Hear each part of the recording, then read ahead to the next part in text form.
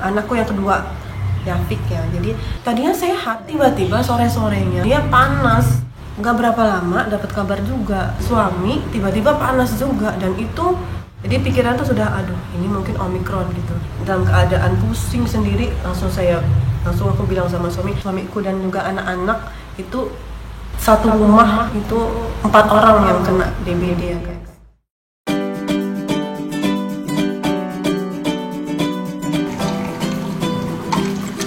Ngeblend banget. Udah cuci tangan, kita langsung makan. Kita cobain. Pedes. Choi Siwon aja belum pernah makan di sini. Halo, assalamualaikum guys, apa kabar nih? Mudah-mudahan kalian sehat semua ya. Jadi tim makan di luar kali ini mau minta maaf banget sama kalian karena memang udah agak lama ya kita nggak upload video baik di YouTube maupun di Instagram. Jadi terakhir kita itu upload video itu tanggal 6 Februari.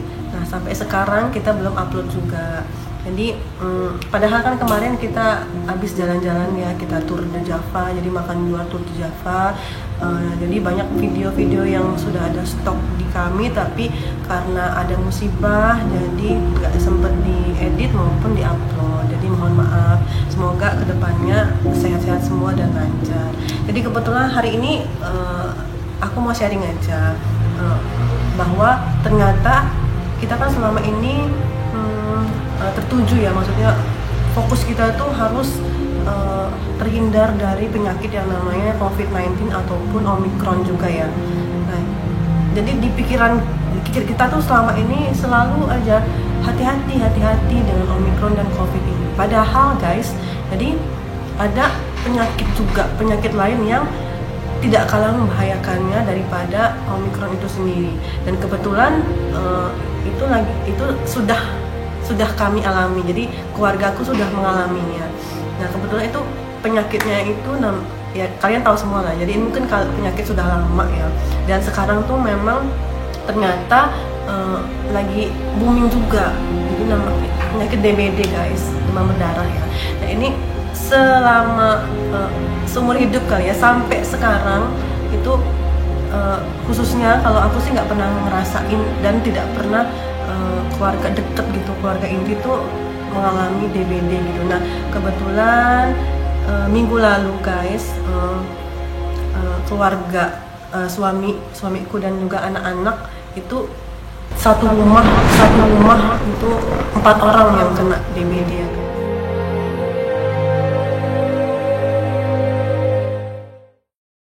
Jadi ini sifatnya aku mau sharing aja supaya kita benar-benar aware juga gitu. Jadi harus waspada dan harus tetap jaga kesehatan. Jadi ceritanya hari Rabu tanggal 9 Februari yang pertama panas ini anakku yang kedua, Yafik ya. Jadi anakku yang kedua ini tiba-tiba panas, padahal dia paginya masih sehat, masih ceria, tiba-tiba sore ke malam itu panas badannya. Kalau nggak salah itu sekitar 39 derajat ya, sekitar 39 derajat. Nah setelah itu kan langsung ya sebagai ibu kan di rumah kan pasti udah sedia namanya paracetamol, karena kalau anak-anak tiba-tiba sakit langsung aku kasih nih paracetamol. Awalnya sih panasnya agak nurun, tapi nggak berapa lama panas naik lagi panasnya. Khawatir dong ya, jadi langsung diminum. Setelah kan 8 jam saya kasih lagi paracetamol. Nah terus nggak berapa lama dapat kabar juga, ternyata mbak yang kerja di rumah juga panas guys. Wah khawatir ya, waduh ini pikiranku tuh udah langsung ke aduh apakah ini COVID gitu ya, apakah ini Omikron gitu. Jadi langsung searching di Google, oh ternyata kalau Omikron itu gejalanya ya tidak seberat COVID, terus gejalanya mual, pusing, muntah gitu ya, terus kepala pusing, pokoknya mirip lah apa yang diderita sama anakku yang kedua dan juga mbak yang di rumah. Jadi pikiran tuh sudah aduh ini mungkin Omikron gitu. Jadi ya nggak apa-apa lah, karena kan kalau dibaca di Google kalau Omikron itu kan akan berangsur-angsur sembuh sendiri ya. Jadi 4-5 hari itu udah gejalanya tuh sudah sembuh istilahnya gitu ya. Nah jadi karena berpikiran seperti itu Jadi memutuskan untuk ya sudah kami isoman aja sendiri gitu. Jadi di rumah nggak keluar ataupun ketemu orang. Jadi memang di rumah ini jadi benar-benar diem di rumah aja gitu. Nah, nggak berapa lama besoknya hari Kamis suami tiba-tiba panas juga, dan itu langsung sampai 39. Jadi benar-benar panasnya itu cepet gitu guys. Nggak dari 37 38, ini langsung 39,9. Wah, panik ya, karena yang satu belum sehat, tiba-tiba suami juga panas, sakit, dan ngerasain yang sama juga, pusing, mual, terus berat gitu kepalanya, badan sakit-sakit, ngilu-ngilu semua, terus nggak nafsu makan gitu. Jadi wah bener dah ini, karena kan kalau Omikron kan memang cepet ya penyebarannya, walaupun dia tidak berat gejalanya, tapi penyebarannya tuh masif ya kalau kita baca di Google gitu. Jadi penyebarannya cepet. Ini kan di kepala ini, aduh bener deh ini, udah yakin ya kayaknya positif Omikron gitu dalam hati kan, dan sharing juga sama suami, ya udah kita isoman sendiri aja di rumah gitu. Jadi selama di rumah tetap kalau saya kasih paracetamol, kalau panas paracetamol sehari itu 3 kali ya, tiap 8 jam dikasih paracetamol. Udah gitu kalau baca-baca di Google kan vitamin-vitamin itu vitamin D, vitamin C, pokoknya benar-benar dikasih semua sama yang sakit ya. Nah, lewat hari Jumat masih seperti itu, tidak ada peningkatan, jadi semakin buruk gitu. Nah, terus hari Sabtu tiba-tiba yang tadinya anak pertamaku yang perempuan tadinya sehat, bantuin ibunya ini yang ngurus yang sakit ya. Jadi sehat-sehat aja, tiba-tiba sore-sorenya hari Sabtu itu dia panas. Anakku yang pertama itu panas. Jadi di hari Sabtu itu ada 4 orang langsung yang sakit di rumah ini. Nah, selama isoman tadi kan dari hari Rabu itu pindah kamarnya sudah sendiri. Jadi mbaknya taruh di atas, terus kamar suami dan juga anak kedua itu yang sudah sakit duluan bisa kamar sendiri. Itu karena kita kan takut kena yang lain, terus di rumah selalu pakai masker, terus pakai cuci tangan, pokoknya benar-benar prokes yang ketat itu walaupun di rumah dan kita nggak keluar. Nah, ternyata hari Sabtu itu anakku yang pertama itu panasnya tinggi banget, itu sampai saking panasnya itu ya dia tuh sampai mimisan guys. Jadi darahnya tuh keluar dari hidungnya gitu. Sekitar tanggal hari Sabtu itu panas. Nah, saya masih waduh ini bener-bener nih, berarti memang Omikron. Jadi dipisahin lagi anak yang kena tadi, yang pertama ya, anak saya pertama pisahin lagi di kamar, jadi nggak sama saya sama anak saya yang ketiga, dipisahin. Nah, terus yang anehnya lagi itu panasnya itu sama kayak suami tadi, jadi langsung pas paginya dia masih normal, malamnya sorenya tuh langsung 39,9. Dan saking panasnya itu mukanya sudah merah gitu, terus di tengah malam itu keluar mimisan gitu. Jadi waduh, gimana ya, sebagai ibu kan kita ngeliat anak sakit tuh nggak tega ya, apalagi nih anaknya pertama sakit, ada yang kedua sakit, suami sakit, mbaknya sakit. Waduh, bener-bener galau gitu. Sebagai ibu tuh galau tuh harus gimana ya, saya bingung kan. Jadi tapi karena concern kita selama ini kan, akhir-akhir ini kan memang COVID dan juga memang Omikron, jadi masih berpikir tuh di dalam hati, ini nanti akan lewat sendiri kalau istirahat, kalau makan yang bener, kalau pakai vitamin, prokes yang bener gitu. Jadi itu kan Omikron akan sembuh sendiri selama 4 atau 5 hari. Nah, setelah Sabtu itu anak panas, aku masih bingung gitu, kok yang lain tuh nggak ada berangsur sehat tuh, nggak ada gitu. Jadi malah makin drop. Apalagi mbaknya juga sampai bilang, Bu, nggak bisa bangun Bu, kalau bangun tuh pusing kepalanya, nggak sakit segala macam. Suami juga seperti itu, kalau tiap bangun itu pusing, terus kayak mual, muntah. Sampai kalau anakku yang perempuan itu memang sampai mual dan muntah ya.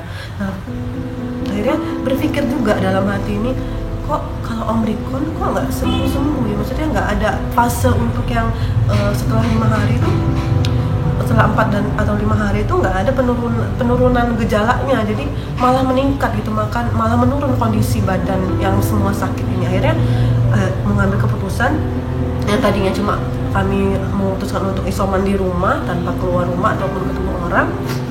Jadi aku langsung ngambil keputusan karena kan suami nggak bisa diajak diskusi karena memang benar-benar drop waktu itu ya. Jadi dalam keadaan pusing sendiri langsung aku bilang sama suami, stop, kita memang harus PCR.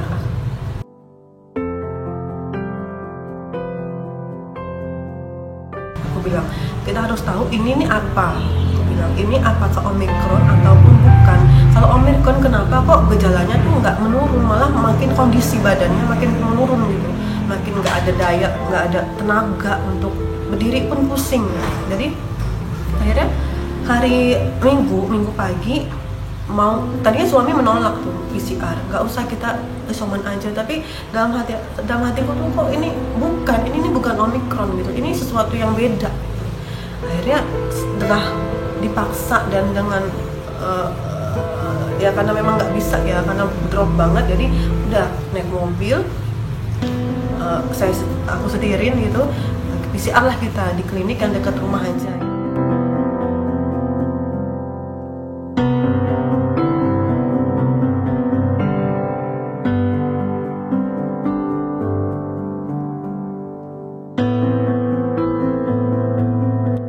Klinik Sai Bumi namanya, jadi di dekat di Tayasa sini. Dites paginya PCR itu baru bisa tuh 7 jam ya setelah tes kalau nggak salah. Jadi jam 7 malam.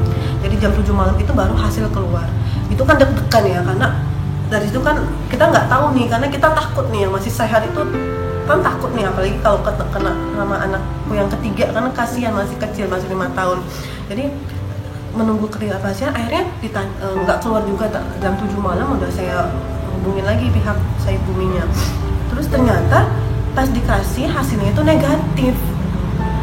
Antara seneng campur ya, antara seneng dan bingung gitu, dan galau, kok negatif tapi kok masih seperti ini gitu, masih kondisi badannya makin menurun semuanya ini, dan semua kan karena memang kita takut Omicron, jadi apa-apa tuh aku handle sendiri gitu, jadi semua tuh handle sendiri, nggak minta bantuan, seminimal mungkin minta bantuan sama orang karena takut khawatir kita menularkan ke orang gitu, jadi takut sendiri, jadi apapun saya handle sendiri. Nah akhirnya hasil itu keluar ternyata negatif. Nah saya bingung kan, aduh anak-anak mau di PCR juga kan kasihan. Berarti kalau misalkan bapaknya nggak negatif, berarti kan secara logika berarti anak-anak juga negatif dong, aku pikir gitu kan. Dan untuk memastikan lagi, makanya langsung malam itu aku bawa mbak yang kerja di rumah ini untuk tes antigen sama di situ juga, karena dia buka sampai jam 9 malam. Jadi setelah dites dan ditunggu hasilnya langsung keluar, itu dan hasilnya negatif juga guys. Nah tambah bingung kan, padahal si mbak ini merasa badannya benar-benar lemah, nggak bisa bangun, pusing kepala, dan nafsu makan itu menurun banget gitu. Waduh, berarti kalau bukan Omicron, langsung aku berpikir kalau bukan Omicron berarti antara DBD atau tifus gitu. Karena kalau dilihat sih ada juga kalau tifus kan lidahnya putih gitu ya guys. Jadi suami tuh kelihatan juga ada ini putih, cuma kalau misalkan tipes kok dia bisa menyebar, kok bisa cepet gitu, langsung kena ke sini. Waduh, dalam hatiku kenapa ya? Kalau misalkan bukan tipes berarti DBD. Tapi kalau DBD aku lihat di badannya itu nggak ada bintik-bintik merah kan. Setahuku kan kalau misalkan DBD tuh ciri-cirinya selain tadi panas sudah 3 hari, ada bintik-bintik merah juga nih guys. Dan ini nggak ada, di semua tuh nggak ada. Jadi bingung kan.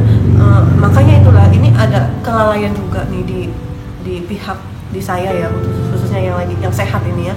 Harusnya kan kalau 3 hari panas langsung nih dites itu atau DBD ataupun tipes ya, karena kan tes Widal ya, jadi harus dicek apakah penyakitnya itu DBD atau tipes. Tapi karena tadi masih concern ke COVID ataupun Omicron, jadi nggak kepikiran untuk melakukan tes darah masih berpikir Omikron, jadi tunggu 5 hari kan saya sendiri gitu, karena di pikiran kita benar-benar cuma Omikron dan juga COVID gitu.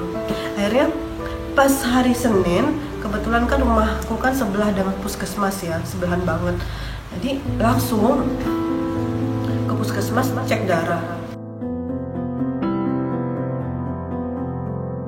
Itu dalam keadaan kondisi 4 orang ini, suamiku, anakku pertama, anakku yang kedua, sama mbak di rumah ini benar-benar lemah, drop banget, untuk jalan aja udah keringet dingin, udah pusing, udah kayak mau pingsan melayang itu. Tapi kan harus tetap ya guys, jadi dibawa ke sana, ke puskesmas sebelah rumah, kebetulan dites lah, dan hasilnya keluar itu DBD guys. Jadi, dan itu kaget banget dan nggak kepikiran, karena pikiranku kan kalau DBD itu selain panas ada juga bercak merah ya, itu nggak ada. Tapi ternyata trombositnya itu anjlok semua. Jadi pas dites hari Senin itu, suami itu di posisi trombositnya sekitar 70 ribuan, mbaknya di rumah ini posisi 68 ribuan. Terus kalau yang anak yang kedua itu udah 70 ribuan, karena kan dia sakitnya udah mulai dari hari Rabu ya, udah agak lama. Nah kalau anakku yang pertama, karena dia baru mulai panasnya hari Sabtu, jadi dia pas dites itu masih di angka 100 ribu gitu ya. Jadi ya Allah, ya ini 4 orang ini udah positif DBD gitu ya. Waduh, jadi, aduh, sebagai ibu gimana ya, kita sendiri mendengar kabar itu gitu. Jadi udah memang juga fisikku juga udah melemah, katakan dari hari Rabu udah ngurusin semua sendiri. Jadi galau ya, jadi bingung gitu. Akhirnya kebetulan kalau di puskes ini kan sebenarnya bisa minta tolong, maksudnya kalau misalkan trombositnya itu nggak terlalu rendah, itu bisa minta tolong diinfus guys. Jadi karena bener-bener sebelahan rumahku dengan puskesmas, jadi kadang bisa minta tolong untuk diinfus di rumah gitu, supaya nggak ke rumah sakit. Nah tapi ini setelah hasilnya keluar, karena trombonya anjlok banget, jadi dokter puskesmas juga nggak mau, karena mereka nggak bersedia, karena takut resikonya ya. Jadi karena resikonya, apalagi anak-anak ya guys, kalau anak-anak itu trombositnya itu memang cepet banget, jadi dropnya itu cepet banget. Kalau kita nggak antisipasi itu bisa fatal banget akibatnya ya. Jadi setelah dipikir-pikir dan memang tidak bisa, dokter puskesmas juga tidak menyanggupi untuk dirawat di rumah. Akhirnya mereka merekomendasikan ini harus dirawat. Jadi 4 orang ini harus dirawat secepatnya, karena harus butuh cairan dari infus dan juga vitamin-vitamin yang lebih lengkap tuh ada di rumah sakit. Kalau di puskesmas tuh nggak terlalu lengkap, jadi mereka nggak mampu lagi gitu ya. Jadi nggak memberikan izin untuk dirawat di rumah. Ya udah, akhirnya langsung cari keputusan, langsung ambil keputusan, karena memang kalau suami kan memang sudah susah diajak untuk diskusi ya, karena lagi drop banget. Jadi akhirnya saat itu juga aku memutuskan udah kita harus dirawat, karena memang ini bahaya. Nah itu sudah akhirnya bersyukur juga, ada syukurnya juga. Kenapa? Karena udah ada titik terang bahwa penyakitnya DBD. Tadi kan masih berpikir oh ini Omikron, jadi isoman di rumah, ternyata enggak kan. Jadi ada bersyukurnya juga, pas dites itu udah ketahuan DBD. Tapi sedihnya juga karena memang trombositnya pada drop semua. Nah itu satu yang tadi ya, udah ketenangan, udah tahu nih penyakit apa. Yang kedua yang menjadi kekhawatiran, kalau di rumah sakit untuk 4 orang pasien itu gimana ngurusinnya guys, karena emang aku cuma sendirian ya. Jadi untuk kalau satu kamar satu pasien itu gimana cara membelah dirinya untuk ngurusin ke-4 pasien ini gitu. Itu jadi momok besar gitu kalau mau ke rumah sakit gimana. Terus ada juga anak di rumah, anak yang kecil, yang nomor 3 kan masih di rumah dan yang sehat gitu. Kalau misalkan dibawa ke rumah sakit gimana, terus diurus sama siapa? Wah itu benar-benar ini ya, di kepala itu rasanya aduh berkecamuk banget ya, itu gimana. Tapi keputusan harus cepat diambil. Akhirnya udah cari-cari ke rumah sakit, beberapa rumah sakit nggak bisa. Nah untung banget, alhamdulillah gitu, ada yang bisa membantu di Rumah Sakit Urip ya. Jadi Urip Sumoharjo yang di Jalan Urip ini. Jadi dengan modal tadi ada kenalan yang bisa ngurusin di situ, saya minta tolong banget gitu, dicariin kamar di rumah sakit yang bisa diisi untuk 4 pasien gitu. Dan itu memang sih kalau dipikir-pikir nggak mungkin ya, karena kan mereka pasti punya aturan tersendiri. Cuma saya minta tolong banget Pak, soalnya saya nggak bisa karena saya sendiri kan harus mengurus 4 ini yang lagi keadaannya gawat gitu, bisa dibilang gawat, nggak bisa gitu untuk membagi badan itu kan kayaknya dipikirin tuh nggak mungkin gitu. Akhirnya setelah nunggu berapa lama, alhamdulillah ada kabar ternyata bisa guys. Ya Allah, saya bersyukur banget ya dikelilingi orang baik yang mau membantu gitu.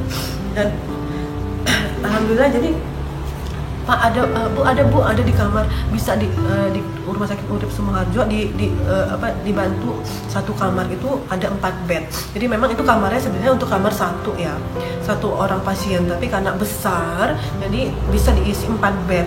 Udah saya bilang, udah langsung Pak, jadi langsung kemas barang. Akhirnya ada anak yang kecil saya tinggal di rumah, ada mbaknya satu lagi yang alhamdulillah sehat juga.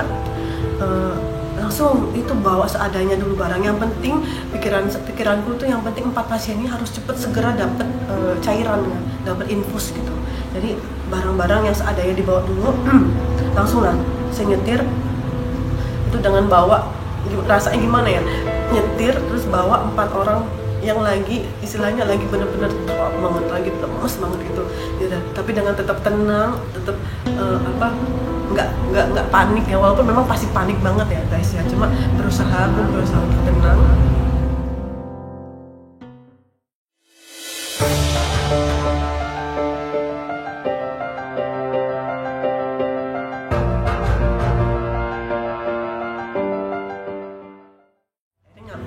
Nyampe rumah sakit ke IGD-nya, terus di IGD-nya itu ternyata dengan orang yang dari kenalan kami itu sudah diinformasikan bahwa memang kami ini sudah dicarikan kamar gitu. Alhamdulillah ya Allah, bersyukur banget ada orang-orang yang memang baik gitu ya, yang bisa menolong gitu ya. Masuk ke IGD, kebetulan langsung di ke IGD langsung tidurin ya si pasien ini tidur di tempat tidur. Nah sementara itu mereka tidur di situ dan ditangani di IGD-nya.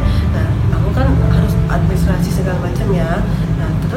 Nah yang paling yang agak mengiris hati gitu ya guys ya. Jadi waktu proses pasang infus, jadi karena anakku kan masih belum pernah sama sekali dari lahir sampai sekarang, umur yang pertama itu umur 10 tahun, umur 10, yang kedua itu umur 8 tahun tuh nggak pernah diinfus sama sekali. Jadi mungkin mereka takut ya, jadi karena sebagai ibu harus ini ya. Jadi yang satu, mana sakit ini mau diinfus, waduh, terus yang satu lagi, ini mau diinfus, waduh, kita harus tenang gitu. Ya itu agak-agak hektik di situ ya, karena memang namanya juga disuntikkan anak-anak guys. Akhirnya dengan bantuan suster-suster yang di IGD itu, mereka baik-baik, selesailah proses untuk pemasangan infus. Nah sementara dipasang infus, kamar itu sudah disiapkan. Cuma kan karena satu kamar itu 4 bed, jadi agak lama ya guys, nggak apa-apa, yang penting sudah ditangani. Jadi udah dimasuk infus semua.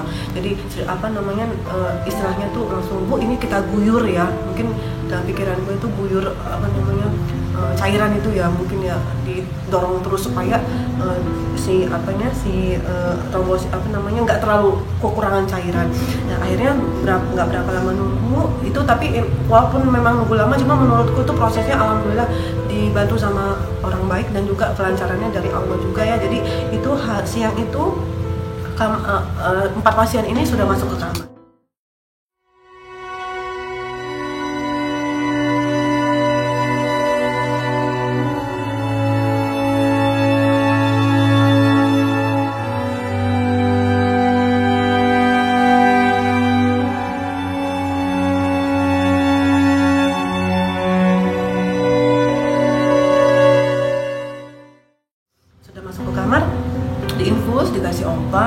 Jadi obatnya itu memang menurut informasi dari dokter dan dari suster yang di rumah sakit juga, sebenarnya kalau DBD ini tidak ada obatnya guys. Jadi DBD ini obatnya hanya harus cairan dan juga vitamin.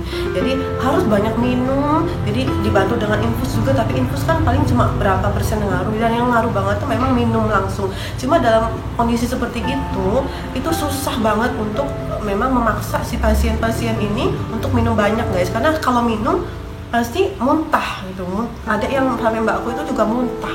Jadi kalau minum tuh muntah, tapi memang harus dipaksa ya. Kalau nggak dipaksa itu nanti kalau diturutin itu akan semakin drop ya.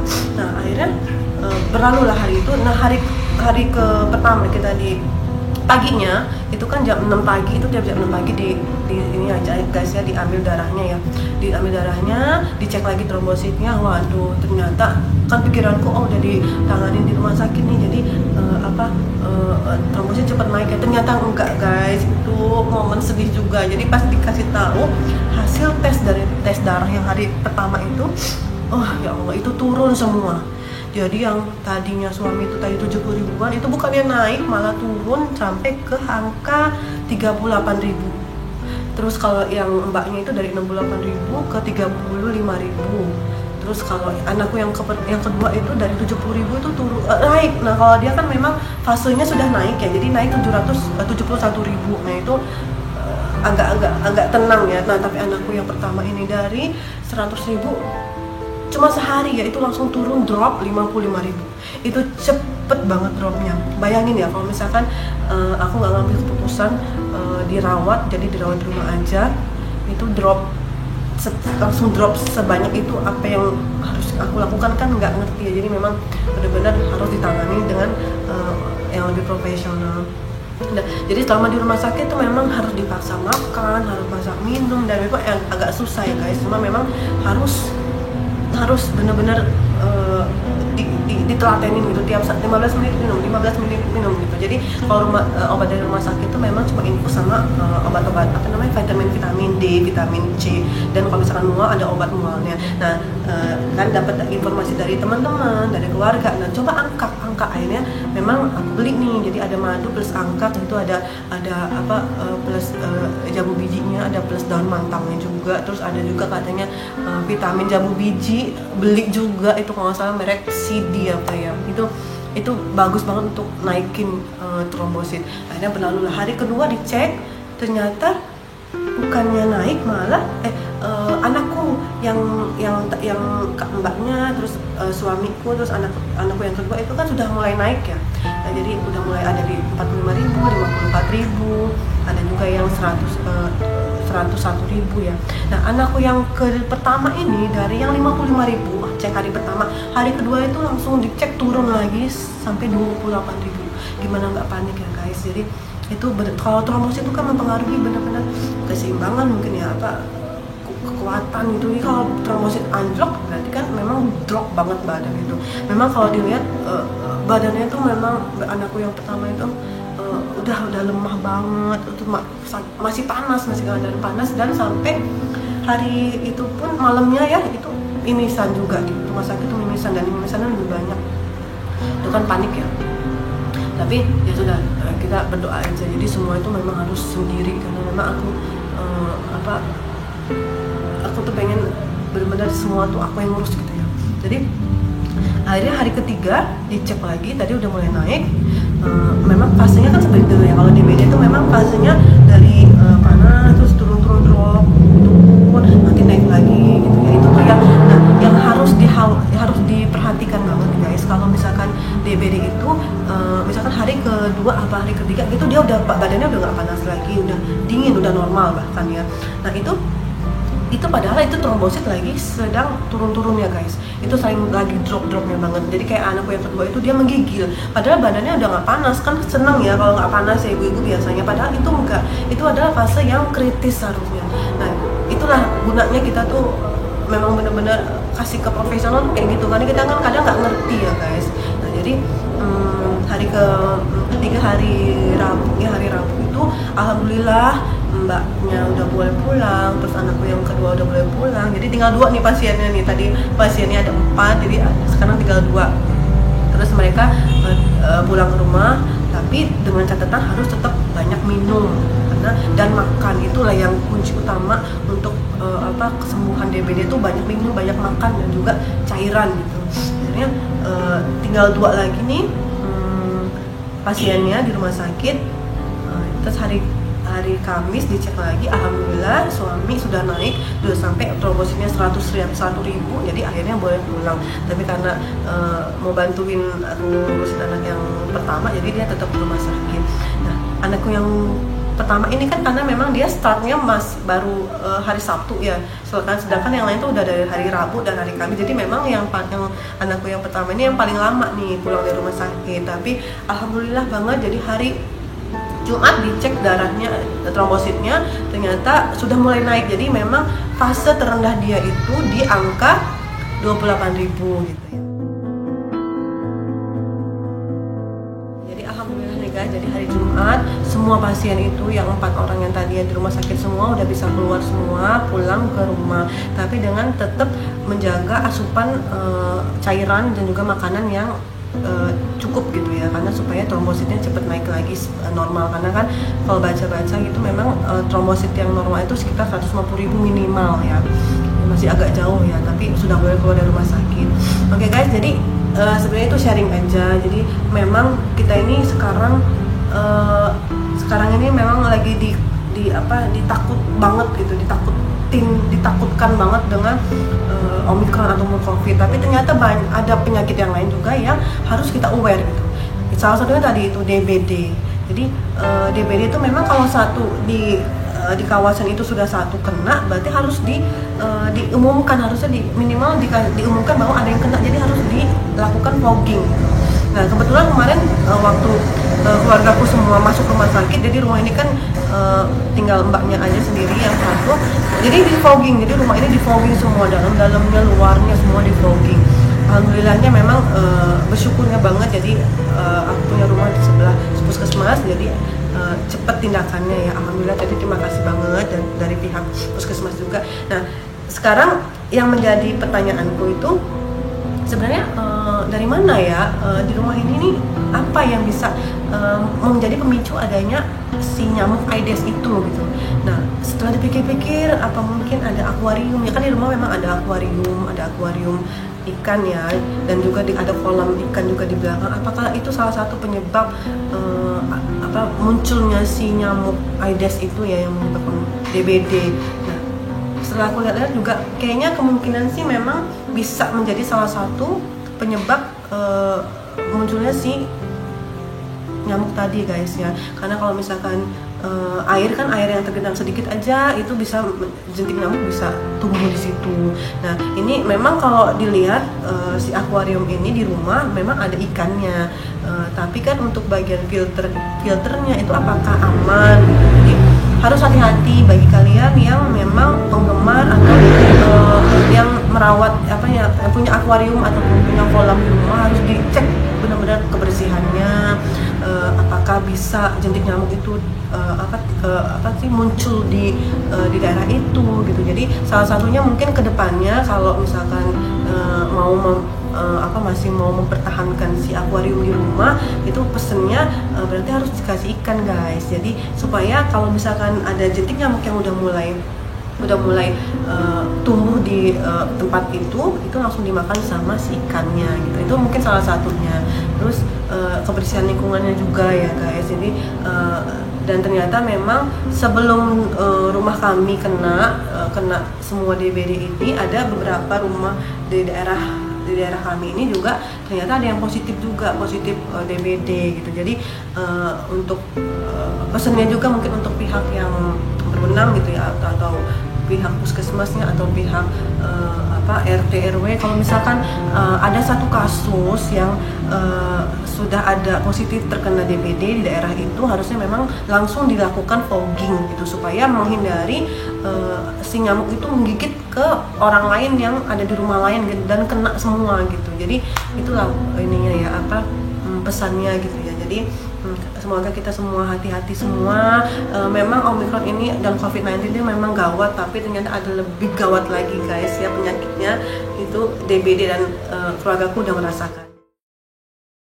Mudah-mudahan kalian sehat semua, tetap jaga prokes, tapi juga tetap harus asupan makanannya, dan juga kebersihan lingkungan juga ternyata harus dijaga guys. Jadi kalau mungkin pakai lotion nyamuk setiap pagi, karena memang lagi booming juga ya DBD ini ya, di mana-mana juga banyak yang kena ya. Jadi harus stay safe, stay healthy, makan dan minum yang banyak vitamin, dan mudah-mudahan kita sehat semua. Jadi itu aja sharing kali ini. Jadi mohon maaf banget, nanti mudah-mudahan lancar lagi, kita akan upload video lagi. Apalagi kemarin kan stok video banyak ya, kita waktu lagi tur ke Java ya, jadi lagi liburan banget ya.